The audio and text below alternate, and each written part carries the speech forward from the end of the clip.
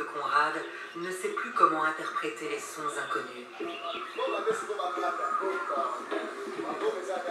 Comme ce roulement de tam-tam dont il ne peut dire s'il signifie guerre, paix ou prière, écrit-il. Les colons ne comprennent absolument rien au monde noir.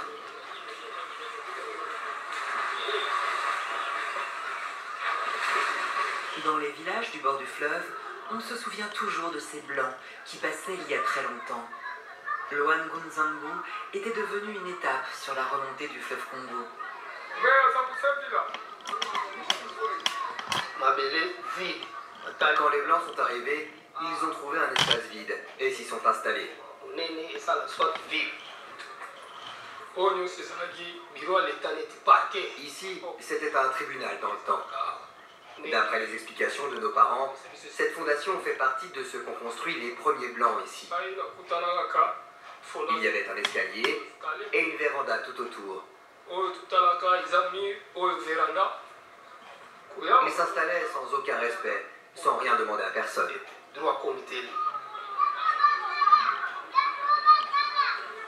Dans le village, les histoires de cette époque ont été transmises de génération en génération. Le souvenir que ces blancs ont laissé est celui de la terreur. Lorsque les blancs arrivaient, tout le monde fuyait dans la forêt. Ils fuyaient les blancs car il y avait des légendes qui disaient qu'ils vous envoûtaient pour vous emmener en Europe après vous avoir transformé en blanc.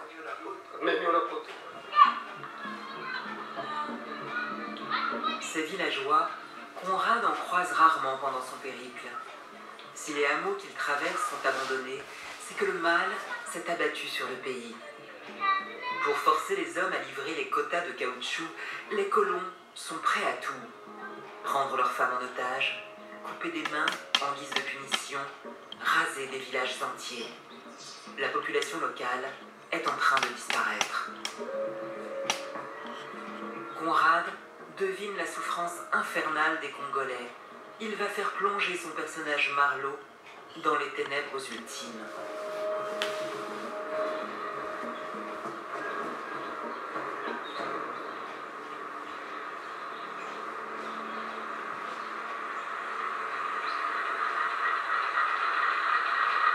En amont des cataractes, Conrad reprend la navigation pour l'étape finale de son périple. Une remontée de 4 semaines sur un fleuve truffé de dangers. Aujourd'hui encore, les piroguiers ne circulent pas sans appréhension. Là, je vais lentement, car l'eau n'est pas profonde. Il y a beaucoup de bancs de sable. Ne vous fiez pas à ce calme. Il est trompeur. Cette eau-là, elle peut être dangereuse. De ces rives mangées par la forêt, Conrad fait une scène idéale pour la rencontre à venir entre le mystérieux Kurtz et le capitaine Marlowe. Remonter ce fleuve, c'était comme voyager en arrière, vers les premiers commencements du monde. Quand la végétation couvrait follement la terre et que les grands arbres étaient rois. L'air était chaud, épais, lourd, languide. Et il n'y avait pas de joie dans l'éclat du soleil. Ici, la puissance de la nature et de l'eau ont aussi nourri l'imaginaire et les croyances de tous ceux qui vivent près du fleuve.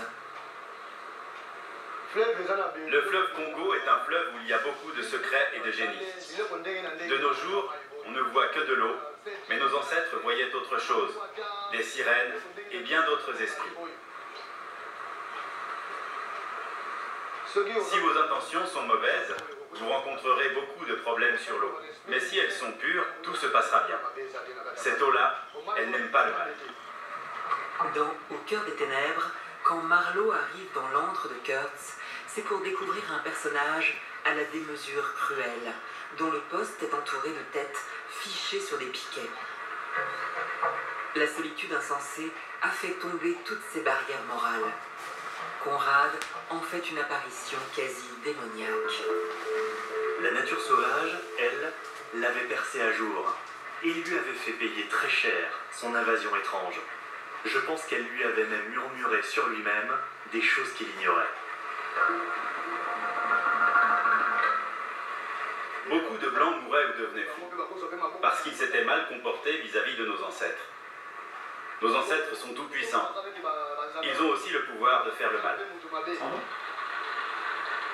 Conrad va ressasser son voyage pendant 8 ans avant d'être capable d'écrire Au cœur des ténèbres, inspiré de cette partition tragique qui se joue sur les berges du Congo. Son roman paraîtra quelques années avant le scandale international sur la situation dans la colonie belge. Mais ce qui en fait un véritable chef-d'œuvre est la portée universelle de sa parabole sur la sauvagerie humaine.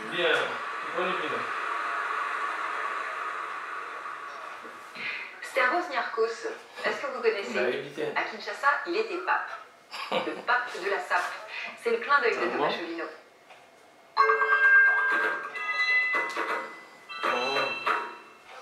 Mieux que Paris, Milan ou New York, Kinshasa est une capitale de la mode.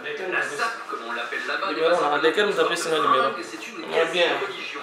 La religion Kitendi, qui veut dire tissu, et le pape de la sape, c'est Stervos Niarchos.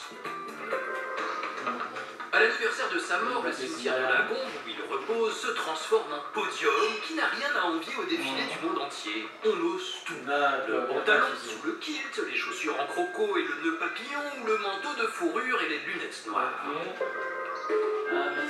Stervos Niarchos est un enfant de Kinshasa, toujours bien sapé mais turbulent, raison pour laquelle il est préférable pour lui de quitter le pays. Ce sera la France où il se fait une solide réputation dans les boîtes de nuit afro. Il compose aussi de la musique, notamment avec Papa Wemba. Quand il revient au pays, c'est une star. Ce sont des motards de la garde nationale qui accompagnent sa sortie de l'aéroport. Le problème, c'est que le sapeur est aussi un dealer. Emprisonné en France, il meurt en 1995, une mort qui vient renforcer son mythe.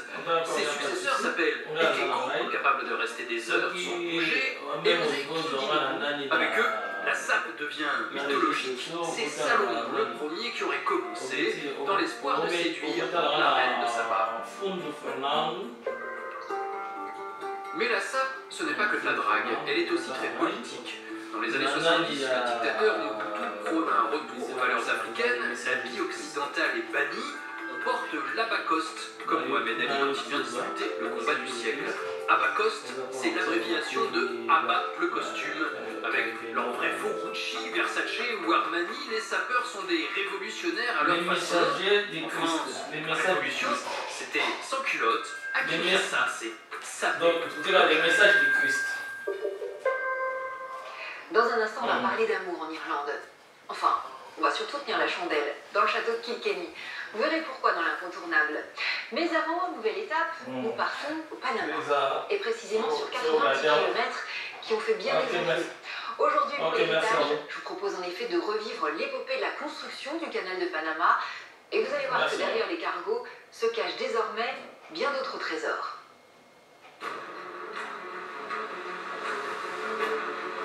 Le Panama, petit pays d'Amérique centrale, n'a pas toujours été une passerelle entre les deux océans qui le bordent, l'Atlantique et le Pacifique. Mais depuis qu'un canal le fend du nord au sud, le destin de ce petit État s'est métamorphosé et il est devenu crucial pour le commerce mondial. Projet titanesque, cette voie navigable est un des défis techniques les plus coûteux de l'ingénierie moderne, en argent, mais aussi en vie humaine. Un bras de fer entre l'homme et la nature, commencé par les Français et achevé par les Américains. 105 ans après son inauguration, le canal est plus que jamais un poumon économique. Il est également devenu un refuge pour la biodiversité. Je suis persuadé que s'il n'y avait pas le canal, toute cette forêt tropicale qu'on voit là derrière nous aurait disparu. L'isthme de Panama est une étroite bande de terre entre les océans Atlantique et Pacifique. C'est l'endroit idéal pour les relier. Il n'y a que 75 km entre les deux rives, entre la ville de Panama City au sud et celle de Cologne.